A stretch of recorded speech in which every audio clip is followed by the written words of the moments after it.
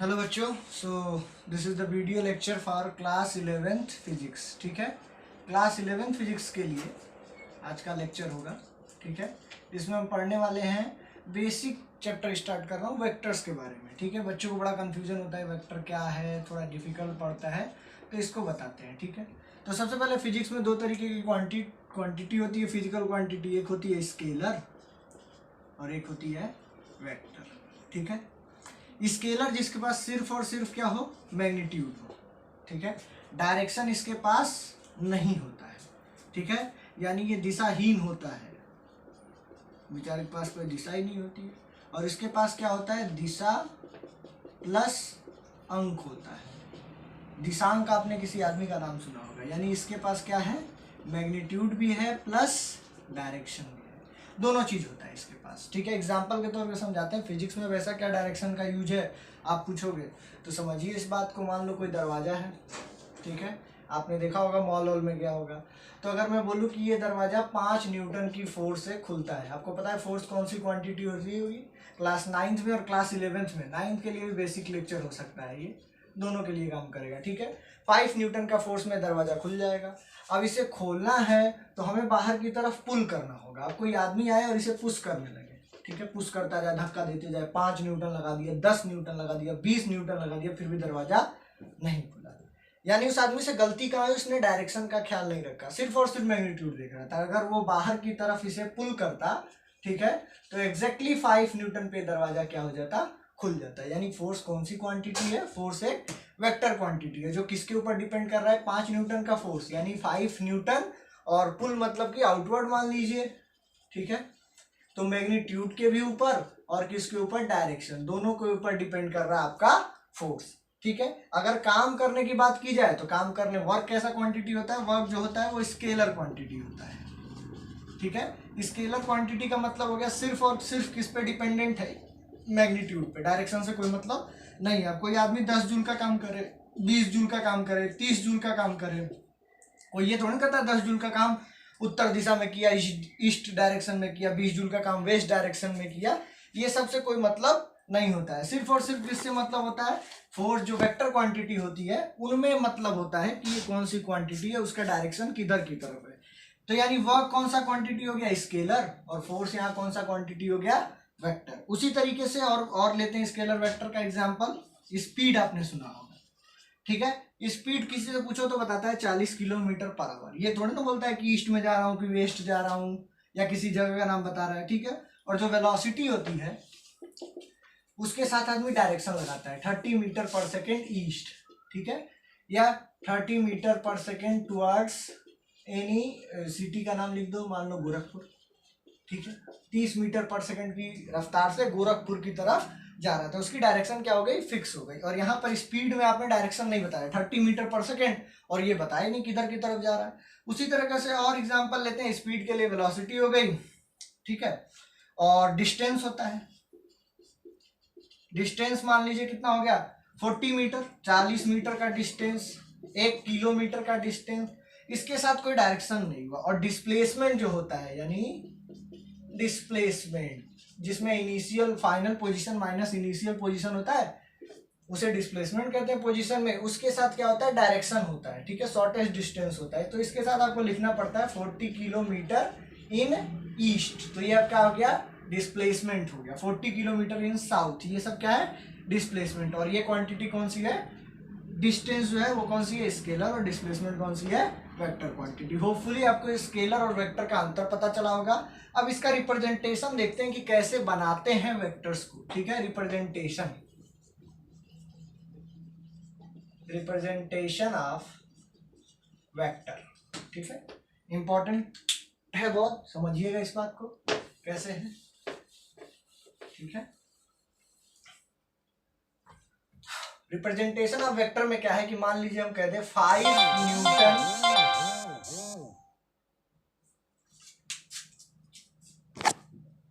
5 Newton of force in east direction. ठीक है, इसको अगर हमें रिप्रेजेंट करना हो तो कैसे करेंगे, 5 न्यूटन क्या बता रहा है, ये यूनिट बता रहा है या मैग्नीट्यूड बता रहा है। ठीक है, मैग्नीट्यूड है, कितना है 5। 5 मतलब किसी स्केल पे हम ले लेते हैं, तो स्केल में 1 सेंटीमीटर को बोल दे रहे हैं कितना है 1 न्यूटन है, ठीक है। तो 1 2 3 4 and this is your 5, this is your 5 Newton का फोर्स हो गया। और इसके साथ अगर आपको डायरेक्शन देना है, इसके साथ अगर आपको डायरेक्शन देना है तो इस पे क्या लगा दीजिएगा, टोपी, हेड लगा दीजिएगा, ठीक है। तो अब ये क्या हो गया 5 न्यूटन का फोर्स इन ईस्ट, ये डायरेक्शन कैसा होता है, ईस्ट होता है। इसी तरीके से हम बोलते हैं 50 न्यूटन साउथ, तो तुम बोलेगे यार ये तो 50 न्यूटन का स्केल खींचना पड़ेगा, ऐसा नहीं, स्केल हमारे ऊपर है। यहाँ 1 सेंटीमीटर 1 न्यूटन लिए थे, यहाँ पर 1 सेंटीमीटर बराबर क्या ले लेंगे 10 न्यूटन, यानी 5 सेंटीमीटर में ही 50 न्यूटन को दिखा देंगे। और साउथ नीचे की तरफ होता है, तो देखिए 1 2 3 4 और ये आपका 5 न्यूटन हो गया और साउथ डायरेक्शन हो गया, ठीक है।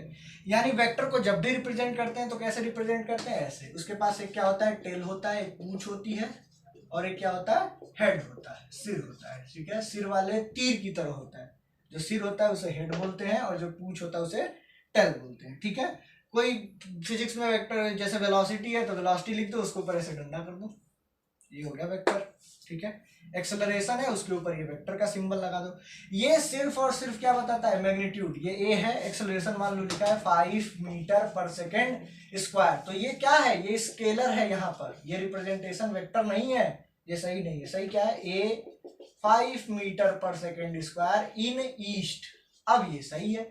ये एक्सेलरेशन बता रहा है किसी ऑब्जेक्ट का 5 मीटर पर सेकेंड स्क्वायर इन ईस्ट डायरेक्शन, ठीक है। ये लगाना जरूरी है, तो किसी भी क्वांटिटी को वेक्टर पर लगाने का मतलब उसके ऊपर क्या लगा दो, एक ऐसे लगा दो तीर टाइप, तो क्या हो जाता है, वेक्टर हो जाता है, ठीक है। कोई ऑब्जेक्ट ये ए है, कोई फिजिक्स की क्वांटिटी कहा जा रहा है ये वेक्टर है, तो ये वेक्टर तब तक नहीं है जिसके ऊपर ये हम लगा दे। एनसीईआरटी में बोल्ड करके दिखाता है इस तरीके से, दिस इज योर वेक्टर, ठीक है। और कोई चीज ऐसे है तो ये क्या है, स्केलर है। और एक स्केलर लिखने का तरीका है, मॉड में लिखा जाता है, इसके बारे में बाद में बात करेंगे कि मॉड ऑफ वेक्टर कैसे निकाला जाता है, उसका यूज क्या होता है, और उसके बारे में बाद में पढ़ेंगे, ठीक है। ये रहा रिप्रेजेंटेशन ऑफ वेक्टर्स की, वेक्टर्स को कैसे आप रिप्रेजेंट करते हो, ठीक है। अब बहुत इंपॉर्टेंट टॉपिक है कि एंगल बिटवीन द वेक्टर, क्या एंगल कैसे, तो कहोगे कि बहुत आसान चीज है, दो वेक्टर के बीच कोई एंगल हो तो उसी कहेंगे एंगल बिटवीन द वेक्टर्स, ठीक है। लेकिन ये बहुत इंपॉर्टेंट है, एंगल बिटवीन द वेक्टर्स, ठीक है। अब यहां पर होता है, आसानी के लिए लिख रहे हैं, हेड हेड टेल टेल, सिक्के को उछालोगे तो ये आता है, ठीक है। एंगल तभी मेजर करते हैं जब हेड टू हेड ज्वाइनिंग हो या टेल टू टेल हो। कोई दो वेक्टर है, ये ए वेक्टर है, ठीक है, और ये क्या वेक्टर है, बी वेक्टर है, ठीक है। तो इसका एंगल कितना हो जाएगा, ये मान लीजिए ये इसका एंगल हो गया एक्स, एक्स बराबर कितना है 60 डिग्री। अब इस तरीके से मैं बता दूं कि ये ए है और ये बी है, तो ये एंगल 60 नहीं है। यहां पर क्या चाहिए, either head to head joining हो, हेड टू हेड ज्वाइनिंग हो, या क्या हो, टेल टू टेल ज्वाइनिंग हो। तो उसके लिए आपको थोड़ा सा जानना होगा parallel shifting of the vectors, ठीक है, parallel shifting of the vectors, ठीक है। वेक्टर को स्पेस में कैसे कर सकते हैं हम, पैरेलल शिफ्ट कर सकते हैं। जैसे ये ए कोई वेक्टर है, ठीक है, इसको मन से, अपने मन से ऐसे ले जाके हम कहीं अलग स्पेस में कह दिए कि ये ए वेक्टर है, और ये सही है, बस इसका आपने प्लेन में पोजीशन चेंज किया है। तो यहां पर अगर आपको निकालना है तो ऊपर नीचे कर सकते हैं। जैसे यहां पर ये था, ये वाले डायग्राम को बता रहा हूं, ये ए था, ठीक है। अब ये जो बी था, इसके बीच का एंगल अब ये 60 नहीं रहा। अब क्या करना पड़ेगा, इधर हेड टू हेड या टेल टू टेल ज्वाइनिंग करनी पड़ेगी, ठीक है। तो या तो हेड ला दीजिए, तो ऐसे कर दीजिए, इसके हेड पे ऐसे ला दीजिए, अब ये एंगल हो जाएगा। मान लीजिए एंगल कितना है 120 डिग्री इज योर एंगल। तो जब तब हेड और हेड जुड़ेंगे या टेल जुड़ेगा तब कहा जाएगा this is your angle between the vectors, ठीक है। और ये कॉन्सेप्ट किसका था, पैरेलल शिफ्टिंग के, कि स्पेस में वेक्टर्स को कहीं भी क्या कर सकते हैं, शिफ्ट कर देते हैं। और एग्जांपल बताता हूँ एंगल बिटवीन द वेक्टर का, ये है कोई वेक्टर ए, ठीक है, और ये है कोई वेक्टर बी, इनके बीच एंगल क्या है, तो हम शिफ्ट करेंगे, ए को यहीं रख दो और बी को शिफ्ट करके इधर लेके आओ, ऐसे करते हुए, ठीक है। बी यहाँ पर आ गया, दोनों के बीच कितना एंगल दिख रहा है 90 डिग्री, ठीक है। इसी तरीके से और कोई एग्जांपल लेते हैं, ये ए वेक्टर है और ये कौन सा वेक्टर है, बी वेक्टर है, तो इसमें भी शिफ्टिंग कर लीजिए, ए को यहीं रखिए, बी को शिफ्ट करके यहाँ पर लेते आइए, this is your angle between the vector A and vector B. ठीक है, तो यहाँ पर मैंने आपको सिखाया angle between the vector, parallel shifting of the vector, दो तो तीन चीज आपको हल्की हल्की चीजें आपको बता दी। अब बताते हैं टाइप्स ऑफ वेक्टर, यही लास्ट टॉपिक होगा। ठीक है आज का, चलिए टाइप्स ऑफ वेक्टर मतलब ऐसा समझो कि वेक्टर की दुकान है, ये वेक्टर शॉप है, बहुत तरीके के वेक्टर होते हैं। ठीक है, अब इसमें देखते हैं, एक एक वेक्टर बताते जाऊंगा, उसके बारे में एक्सप्लेन करते जाऊंगा। इक्वल वेक्टर, इक्वल वेक्टर मतलब जिसके पास क्या हो, मैग्नीट्यूड भी सेम हो और डायरेक्शन भी सेम हो, यानी magnitude plus direction both should be same, both should be same, ऐसे लोगों का कहा जाता है इक्वल वेक्टर। ऐसे वेक्टर्स जिसके पास मैग्नीट्यूड और डायरेक्शन दोनों सेम हो। एग्जांपल देते हैं, 5 न्यूटन इन ईस्ट, फोर्स है, 5 न्यूटन इन साउथ, क्या ये इक्वल वेक्टर है? जी इक्वल वेक्टर नहीं है, क्योंकि ये तो सेम है, magnitude is same but direction is different, so this cannot be equal vector, ये इक्वल वेक्टर नहीं है। इसको रिप्रेजेंटेशन देखिए, 5 न्यूटन ईस्ट यानी न्यूटन 5 न्यूटन ईस्ट इधर हो गया और 5 न्यूटन साउथ, दोनों में ये स्केल तो बराबर है, सेम है, लेकिन डायरेक्शन क्या है, अलग अलग है, तो ये इक्वल वेक्टर नहीं है। अभी इक्वल वेक्टर बनाना हो तो यहाँ साउथ की जगह क्या कर देना, ईस्ट कर देना, अब ये क्या हो गया, इक्वल वेक्टर है। ठीक है, अब अनइक्वल वेक्टर, यही जो ऊपर एग्जांपल था वही अनइक्वल वेक्टर था कि 5 न्यूटन ईस्ट और 5 न्यूटन साउथ। और एग्जांपल चाहिए आपको, 4 न्यूटन ईस्ट 5 न्यूटन ईस्ट। अब यहाँ पर डायरेक्शन दोनों सेम है, east east, but magnitude is going to be change, तो ये क्या हो गया अनइक्वल वेक्टर, ये क्या हो गया इक्वल वेक्टर। तीसरा क्या आपका, parallel vector, parallel vector, parallel vector कैसे वेक्टर होते हैं, जिनके बीच एंगल कितना होता है, थीटा 0 होता है, दो वेक्टर्स के बीच, जैसे ये ए वेक्टर है, ठीक है, और ये कहीं स्पेस में बी वेक्टर है, पैरेलल शिफ्टिंग आपको बता ही चुका हूं। इसको लाइए, ये ए वेक्टर हो गया और बी को इसके सामने रख दीजिए, अब देखिए दोनों में कितना एंगल है, थीटा इक्वल्स टू 0 डिग्री है। ठीक है, तो ये ऐसे वेक्टर्स को क्या कहा जाता है, पैरेलल वेक्टर। ये सारे आपस में कैसे हैं, पैरेलल वेक्टर है। एंटी पैरेलल वेक्टर क्या होता है, बहुत आसान है, क्या बताऊं, नहीं बताओ, एंटी पैरेलल वेक्टर।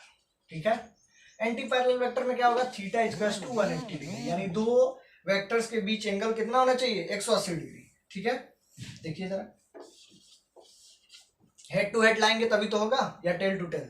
इसको शिफ्ट करते हैं, ये ए वेक्टर है, ये बी वेक्टर है, शिफ्ट किए यहाँ पर, टेल टू टेल आ गया, दोनों के बीच कितना एंगल हो गया, 180 डिग्री, यानी ये कितना है, ये कैसा है, एंटी पैरेलल है, एक इधर की तरफ जा रहा है और एक इधर की तरफ जा रहा है, दोनों कैसे हैं, अपोजिट डायरेक्शन में। So these are anti parallel vectors. ठीक है, और कोई वेक्टर बच रहा है, zero vector, zero vector, zero vector मतलब जिसका मैग्नीट्यूड क्या हो, 0।